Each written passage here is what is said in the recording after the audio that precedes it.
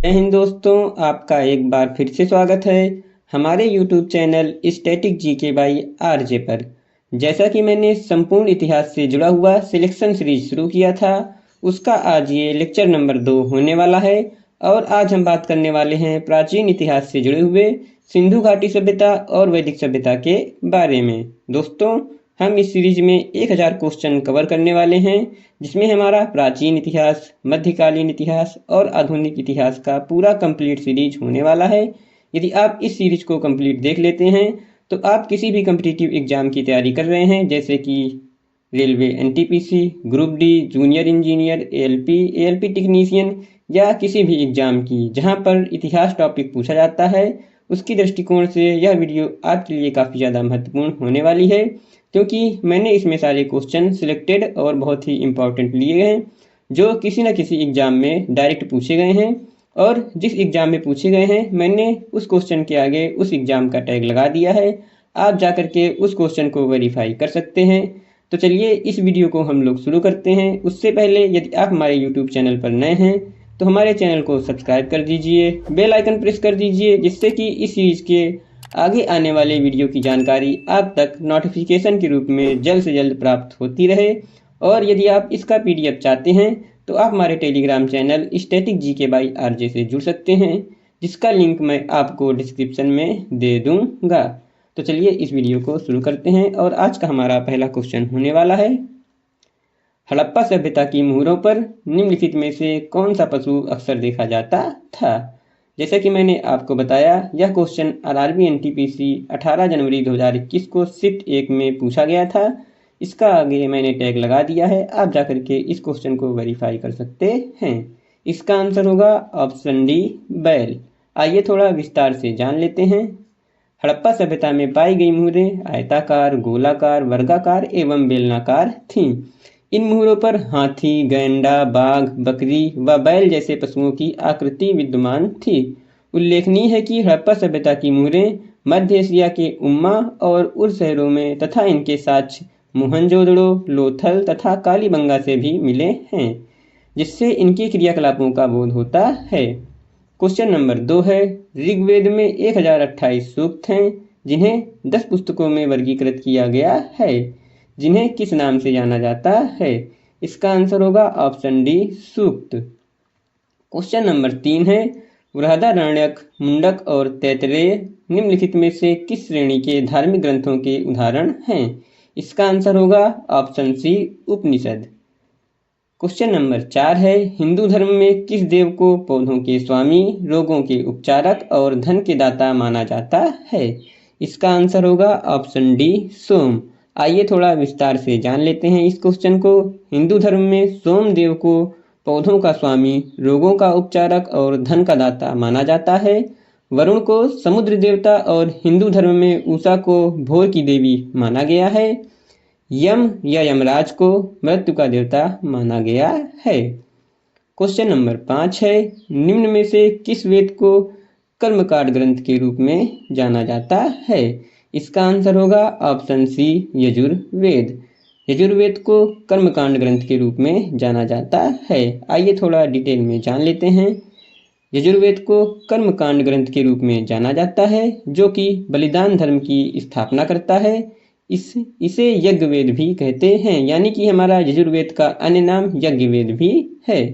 इसके पाठकर्ता को अथर्वयु कहा जाता है। इसमें यज्ञों के नियम, विधि विधानों का संकलन तथा बलिदान विधि का वर्णन मिलता है। यह ऐसा वेद है जो गद्य एवं पद्य दोनों में है। क्वेश्चन नंबर 6 है, यजुर्वेद किससे संबंधित है। इसका आंसर होगा ऑप्शन डी, यज्ञ के अनुष्ठानों से। आइए थोड़ा यजुर्वेद के बारे में और विस्तार से जान लेते हैं। यजुर्वेद का संबंध यज्ञ के अनुष्ठानों तथा मंत्रों के संग्रह से है। यजुर्वेद की 2 शाखाएं हैं, शुक्ल यजुर्वेद, कृष्ण यजुर्वेद। यजुर्वेद की 85 शाखाओं की चर्चा मिलती है, किंतु आज उनमें से ये 4 ही उपलब्ध हैं, कठ और कपिस्थल। शुक्ल यजुर्वेद की 2 शाखाएं हैं तथा कृष्ण यजुर्वेद की शाखाएं हैं, कण्व, माध्यन्दिनी। क्वेश्चन नंबर 7 है, निम्न में से कौन सी हिंदू धर्म की प्रमुख दार्शनिक विचारधारा है। इसका आंसर होगा ऑप्शन सी, वैशेषिक। आइए थोड़ा विस्तार से जान लेते हैं। हिंदू धर्म की प्रमुख दार्शनिक विचारधारा वैशेषिक दर्शन है। वैशेषिक दर्शन का प्रवर्तक कणाद मुनि को माना जाता है। इस दर्शन के सिद्धांत न्याय दर्शन के सिद्धांतों के समान ही हैं। वैशेषिक दर्शन का मुख्य उद्देश्य बाह्य जगत की व्यापक समीक्षा करना है। वैशेषिक दर्शन में न्याय दर्शन के 16 तत्वों की अपेक्षा केवल 7 तत्वों को ही स्वीकार किया गया है। जैसा कि दोस्तों मैंने आपको लेक्चर नंबर 1 में बताया था कि हम क्वेश्चन के माध्यम से थ्योरी को समझने वाले हैं, और जो मैं आपको ये इंपॉर्टेंट पॉइंट्स के रूप में थ्योरी करा रहा हूँ, ये भी किसी न किसी एग्जाम में क्वेश्चन के माध्यम से पूछे गए हैं। मैंने क्वेश्चन की संख्या कम करने के लिए और वीडियो को ज़्यादा लंबा न करने के लिए इसको इंपॉर्टेंट पॉइंट्स के रूप में लिख दिया है। तो यह आपके लिए काफ़ी ज़्यादा स्लाइड इंपॉर्टेंट हो जाती हैं, जो इंपॉर्टेंट पॉइंट्स के रूप में है। यदि आप इसका नोट्स बना रहे हैं तो अच्छी बात है, नहीं तो आप हमारे टेलीग्राम चैनल से जुड़कर इसका PDF प्राप्त कर सकते हैं, जिसका लिंक मैं आपको डिस्क्रिप्शन में दे दूंगा। क्वेश्चन नंबर 8 है, वैदिक ग्रंथों के अनुसार संग्रहित्री का क्या कार्य था? इसका आंसर होगा ऑप्शन सी, कोषाध्यक्ष या खजांची। आइए विस्तार से जान लेते हैं। वैदिक ग्रंथों के अनुसार संग्रहित्री का अर्थ है कोषाध्यक्ष या खजांची। प्रमुख वैदिक ग्रंथों में 4 वेद, ऋग्वेद, सामवेद, यजुर्वेद और अथर्ववेद है। वहीं 8 ब्राह्मण ग्रंथ, 7 आरण्यक और 12 प्रारंभिक उपनिषद आते हैं। क्वेश्चन नंबर 9 है, निम्नलिखित में से कौन सा ग्रंथ वैदिक साहित्य का हिस्सा नहीं है? इसका आंसर होगा ऑप्शन सी, पिटक। हमारा जो पिटक है ये किसी भी वैदिक साहित्य का हिस्सा नहीं है, जबकि यह बौद्ध धर्म से जुड़ा हुआ एक पिटक शब्द है। क्वेश्चन नंबर 10 है, हिंदू धर्म पुरुषार्थ जीवन के लक्ष्य के माध्यम से जीवन में पूर्ण भागीदारी को प्रोत्साहित करता है। निम्न में से कौन एक पुरुषार्थ नहीं है? इसका आंसर होगा ऑप्शन सी, सत्व। आइए थोड़ा विस्तार से जान लेते हैं। प्राचीन काल में मनुष्य के उद्देश्यपूर्ण जीवन को व्यतीत करने हेतु आश्रम व्यवस्था का निर्धारण किया गया था। निर्धारित आश्रम व्यवस्था की सफलता पुरुषार्थ पर ही निर्भर थी, और ये पुरुषार्थ हैं धर्म, अर्थ, काम और मोक्ष। इन्हें चतुर्वर्ग भी कहा गया है।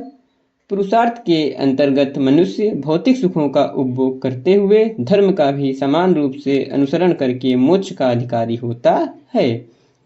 क्वेश्चन नंबर 11 है, हिंदू धर्म में इनमें से किस देवता को सृजनकर्ता माना जाता है? इसका आंसर होगा ऑप्शन सी, ब्रह्मा। हिंदू धर्म में ब्रह्मा देवता को सृजनकर्ता माना जाता है। क्वेश्चन नंबर 12 है, निम्नलिखित में कौन सा चारों वेदों में सबसे पुराना और सबसे बड़ा वेद है? इसका आंसर होगा ऑप्शन ए, ऋग्वेद। हमारा ऋग्वेद जो हमारे 4 वेद हैं उनमें सबसे पुराना और सबसे बड़ा वेद है। आइए ऋग्वेद के बारे में थोड़ा विस्तार से जान लेते हैं। 4 वेदों में ऋग्वेद सबसे प्राचीन है तथा अथर्ववेद सबसे नवीन है। ऋग्वेद को 10 भागों में बांटा गया है, जिन्हें मंडल के नाम से जाना जाता है। इसमें 10,600 ऋचाओं और 1028 सूक्तों का संग्रह है। ऋग्वेद में उद्धत प्रमुख देवता इंद्र हैं। प्रसिद्ध गायत्री मंत्र का उल्लेख ऋग्वेद के 3रे मंडल में है तथा 9वें मंडल में सूर्य देवता सोम को उल्लेख है। यानी कि हमारा जो 9वां मंडल है वह हमारे सूर्य देवता को समर्पित है, और वहीं हमारा प्रसिद्ध गायत्री मंत्र ऋग्वेद के 3रे मंडल में स्थित है। और हमारा ऋग्वेद में कुल 10 भागों में बांटा गया है, जिनमें हम मंडल के नाम से जानते हैं। क्वेश्चन नंबर 13 है, प्रारंभिक हिंदू दर्शन में जीवन के कितने चरण निर्धारित किए गए हैं? इसका आंसर होगा ऑप्शन सी, 4। हमारे प्रारंभिक हिंदू दर्शन में कुल जीवन के 4 चरण निर्धारित किए गए हैं। आइए जानते हैं ये 4 चरण कौन से हैं। पहला है हमारा ब्रह्मचर्य, जो है 0 से 25 वर्ष की अवस्था तक। दूसरा है गृहस्थ, जो है 25 से 50 वर्ष की अवस्था तक। वहीं तीसरा है वानप्रस्थ, जो है 50 वर्ष के 75 वर्ष की अवस्था तक। और चौथा है हमारा संन्यास, यह है हमारा 75 से 100 वर्ष के बीच में। और यह हमारा प्रारंभिक हिंदू दर्शन में जीवन के 4 चरण जो निर्धारित किए गए थे वो इस प्रकार थे। दोस्तों, यदि आपको हमारा वीडियो का क्वालिटी और पढ़ाने का तरीका अच्छा लग रहा है तो आप हमारे वीडियो को लाइक कर सकते हैं। यदि अभी तक आपने हमारे चैनल को सब्सक्राइब नहीं किया है तो आप हमारे चैनल को सब्सक्राइब कर दीजिए। यदि आप इसका PDF चाहते हैं तो आप हमारे टेलीग्राम चैनल से जुड़ सकते हैं, जिसका लिंक मैं आपको डिस्क्रिप्शन में दे दूँगा। क्वेश्चन नंबर 14 है, उपनिषद शब्द में उपशब्द क्या दर्शाता है? इसका आंसर है ऑप्शन सी, निकटता। आइए विस्तार से जान लेते हैं। उपनिषद शब्द में उप शब्द निकटता को दर्शाता है। उपनिषद सामान्यतः वेदांत कहलाते हैं। वे दार्शनिक ग्रंथ हैं। भारतीय दर्शन के कुछ प्रमुख उपनिषद बृहदारण्यक, छंदोग्य, ऐतरेय, कौशितकी, मित्रायणी आदि हैं। क्वेश्चन नंबर 15 है, निम्नलिखित में से किस वेद को गीत की पुस्तक, मंत्रों का वेद या गीत का योग भी कहा जाता है? इसका आंसर होगा ऑप्शन डी, सामवेद। आइए थोड़ा सामवेद के बारे में विस्तार से बात कर लेते हैं। सामवेद को गीत की पुस्तक, मंत्रों का वेद या गीत का योग कहा जाता है। इसमें कुल मंत्रों की संख्या 1869 है। इनमें से 1474 मंत्र ऋग्वेद से लिए गए हैं। इसी कारण सामवेद को ऋग्वेद से अभिन्न माना जाता है और यह हमारा पद्य है तथा सूर्य देवता को समर्पित है। क्वेश्चन नंबर 16 है, सबसे पुराना वेद है। आप देख सकते हैं यह क्वेश्चन कितनी बार रिपीट हो चुका है। पहले भी मैं इस क्वेश्चन को करा चुका हूँ। इसका आंसर होगा ऑप्शन ए, ऋग्वेद। हमारा ऋग्वेद सबसे पुराना, जबकि हमारा अथर्ववेद सबसे नया वेद है। क्वेश्चन नंबर 17 है, ऋग्वेद के स्त्रोतों को किस रूप में भी जाना जाता है? इसका आंसर होगा ऑप्शन सी, सूक्त। हमारे ऋग्वेद के स्त्रोतों को सूक्त के रूप में भी जाना जाता है। क्वेश्चन नंबर 18 है, भारत का राष्ट्रीय आदर्श वाक्य सत्यमेव जयते अर्थात सत्य की हमेशा विजय होती है किस प्राचीन भारतीय शास्त्र से उद्धत एक मंत्र है? इसका आंसर होगा ऑप्शन सी, मुंडकोपनिषद। आइए थोड़ा विस्तार से बात कर लेते हैं। भारत का राष्ट्रीय आदर्श वाक्य सत्यमेव जयते मुंडकोपनिषद से लिया गया है। इसका उल्लेख सम्राट अशोक द्वारा बनवाए गए सिंह स्तंभ, जो कि सारनाथ में स्थित है, में भी रहा है, जिसे हूबहू भारत के राष्ट्रीय प्रतीक में शामिल किया गया है। क्वेश्चन नंबर 19 है, वेदों का इनमें से कौन सा अंग जटिल शब्दों के अर्थ एवं व्याख्या के लिए प्रसिद्ध है? इसका आंसर होगा ऑप्शन डी, निरुक्त। हमारा जो निरुक्त है वह वेदों के जटिल शब्दों के अर्थ एवं व्याख्या के लिए प्रसिद्ध है। आइए थोड़ा विस्तार से जान लेते हैं। वेदों के अंग को वेदांग कहा जाता है। वेदांगों की संख्या 6 है। शिक्षा, व्याकरण, निरुक्त, छंद, ज्योतिष और कल्प, ये हमारे 6 वेदांग हो गए। इनमें से वेदों का अंग निरुक्त जटिल शब्दों के अर्थ एवं व्याख्या के लिए प्रसिद्ध है। जो कठिन शब्द व्याकरण की पहुंच से बाहर थे, उनके अर्थ जानने के लिए ही निरुक्त की रचना हुई है। निरुक्त के रचयिता यास्क हैं। यास्क मुनि ने निरुक्त को व्याकरण का पूरक माना है। क्वेश्चन नंबर 20 है, धनुर्वेद यजुर्वेद का उपवेद है। इसका संबंध निम्न में से किससे है? इसका आंसर होगा ऑप्शन सी, युद्ध कौशल से। आइए थोड़ा विस्तार से जान लेते हैं। धनुर्वेद यजुर्वेद का एक उपवेद है। इसके अंतर्गत धनुर्विद्या या सैन्य विज्ञान आता है। धनुर्वेद वह शास्त्र है जिसमें धनुष चलाने की विद्या का निरूपण किया गया है। मधुसूदन सरस्वती ने अपने प्रस्थान भेद नामक ग्रंथ में धनुर्वेद को यजुर्वेद का उपवेद लिखा है। क्वेश्चन नंबर 21 है, वेदों को इंडो आर्यन सभ्यता का सर्वप्रथम साहित्यिक अभिलेख माना जाता है। इसमें शामिल 4 वेदों के नाम ऋग्वेद, सामवेद, यजुर्वेद और कौन सा है? इसका आंसर होगा ऑप्शन सी, अथर्ववेद। इस क्वेश्चन में पूछा गया है कि हमारे चारों वेदों के नाम कौन से हैं। वो है हमारे ऋग्वेद, सामवेद, यजुर्वेद और हमारा ऑप्शन सी, अथर्ववेद। आइए जान लेते हैं थोड़ा विस्तार से। वेदों को इंडो आर्यन सभ्यता का सर्वप्रथम साहित्यिक अभिलेख माना जाता है, जिनका संकलन महर्षि कृष्ण द्वैवापन वेद व्यास ने की थी। वेदों का अर्थ है इनसे आर्यों के आगमन व वसनों की जानकारी मिलती है। यानी कि हमारे जो वेद हैं वो हमारे आर्यों के आगमन और बसने की जानकारी प्राप्त कराते हैं। वेद हमारे 4 हैं, ऋग्वेद, सामवेद, यजुर्वेद और अथर्ववेद। इन चारों वेदों को संहिता कहा जाता है। क्वेश्चन नंबर 22 है, मुंडक उपनिषद किससे संबंधित है? इसका आंसर होगा ऑप्शन सी अथर्ववेद। हमारा मुंडकोपनिषद अथर्ववेद से संबंधित है। आइए थोड़ा विस्तार से जान लेते हैं। मुंडकोपनिषद अथर्ववेद की सौन की शाखा का उपनिषद है। इस उपनिषद में 3 मुंडक हैं, प्रत्येक मुंडक के 2-2 खंड हैं तथा कुल 64 मंत्र हैं। मुंडकोपनिषद को मंत्रोपनिषद के नाम से भी जाना जाता है। भारत के राष्ट्रीय प्रतीक में अंकित सत्यमेव जयते शब्द भी मुंडकोपनिषद से लिया गया है। क्वेश्चन नंबर 23 है, भारत की वैदिक काल की अवधि कब से कब तक चली? इसका आंसर होगा ऑप्शन बी 1500 से 500 BC तक हमारे भारत की वैदिक काल की अवधि चली है। आइए थोड़ा विस्तार से जान लेते हैं। सिंधु सभ्यता के पतन के बाद जो नवीन संस्कृति प्रकाश में आई उसके विषय में हमें संपूर्ण जानकारी वेदों से मिलती है, इसलिए इस काल को हम वैदिक काल के नाम से जानते हैं। इसका समय है 1500 से लेकर 500 ईसा पूर्व तक। क्वेश्चन नंबर 24 है, जो कि इस वीडियो का सेकेंड लास्ट क्वेश्चन होने वाला है। यह है, निम्नलिखित में से कौन सा वेद जादुई अनुष्ठानों और वशीकरण के बारे में बताता है? इसका आंसर होगा ऑप्शन सी अथर्ववेद। हमारा अथर्ववेद जादुई अनुष्ठानों और वशीकरण के बारे में बताता है। थोड़ा डिटेल में जान लेते हैं। अथर्ववेद को ब्रह्मावेद भी कहा जाता है। अथर्वा ऋषि के नाम पर इस वेद का नाम अथर्ववेद पड़ा। इस वेद की रचना सबसे बाद में हुई।